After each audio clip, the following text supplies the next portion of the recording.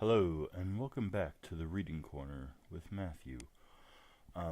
Today's going to be a little different. As you can see, there is no music, no nothing, because today I'm going to be reading the first part of a book that I am actually writing myself. Just putting this section on here. This is a rough draft, so it's not finished. There's still work to be done to it. But I want to try and get some feedback from all of you. There's no title yet. I haven't gotten to that. I'm still trying to figure out the storyline and everything. But I've got this first part written, so I want to see what you all think of it. So here we go. If you're reading this, then I'm already dead. You may be thinking, if you know you're going to die, then why write it? I'm writing this in the hopes that I can change the future. My name is Thomas Clark Jr., and this is my story.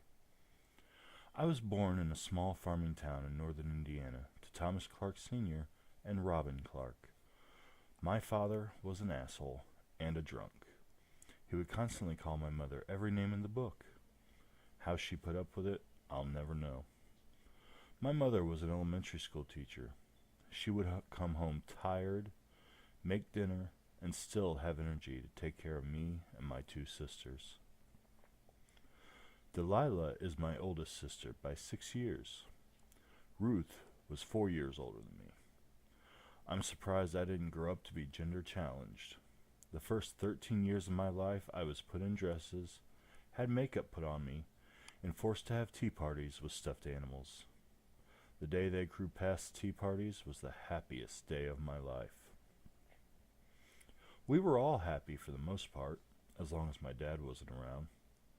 Well, that's not entirely true. I should say we were all happy when my dad and my grandmother weren't around. My grandmother, Eliza, was rich. I don't mean just well off. She was Scrooge McDuck rich.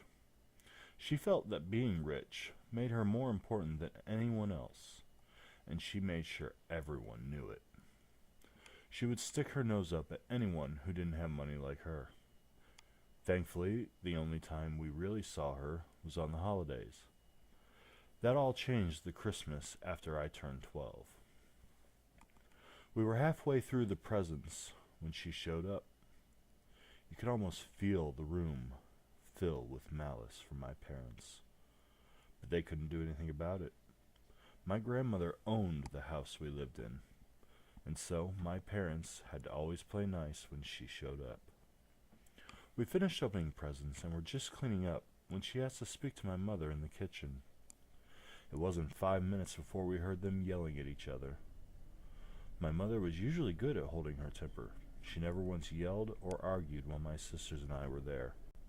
A few moments later, my grandmother came out of the kitchen, muttering something about inheritance, and stormed out the door. That was the last time we saw her, until her funeral 5 years later.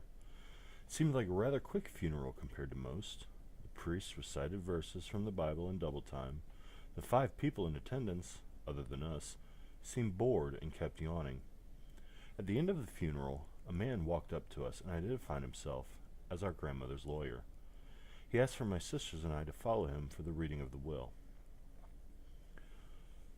The 5 people also followed him, apparently wide awake now that there might be money involved. 10 minutes went by as he read one name after another. Finally, he got to my oldest sister. Delilah had been given her mansion in Ireland. Ruth got her mansion in France. According to the will, both properties came with $1 million, as well as all taxes, utilities, and staff being paid for the next 60 years. Let me tell you, at this point I was getting excited. Maybe I would get her house in Greece, or the one in Japan, or maybe even her little private island. Finally, he came to my name on the list. I sat forward, eagerly awaiting what I would get. Sometimes dreams really do come true, but not this time. I got her house in New York. Like the others, all the taxes and utilities were paid for 60 years, but there was no staff. He informed me that there had never been any staff, and that according to her will I was never to hire any staff. Needless to say, I was very confused, but I didn't question it. I had a mansion like Bruce Wayne. I knew then what I had to do. I was going to become a superhero. Not really, but I was still excited to have my own house. The next morning, I packed up my belongings and put them in a U-Haul trailer behind my truck. I said my goodbyes to my parents and promised them that I would call them twice a week and would come visit when I could. Then I began my journey from Indiana to New York. So that's the first little section of my story. Let me know what you think of it.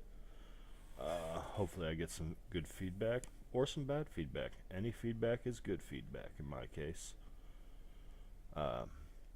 So, hope you all have a good afternoon, good evening, good night, whatever it is for you. Make sure to like, subscribe, share. And again, any feedback is worthwhile to me. So, I will see you all in the next video.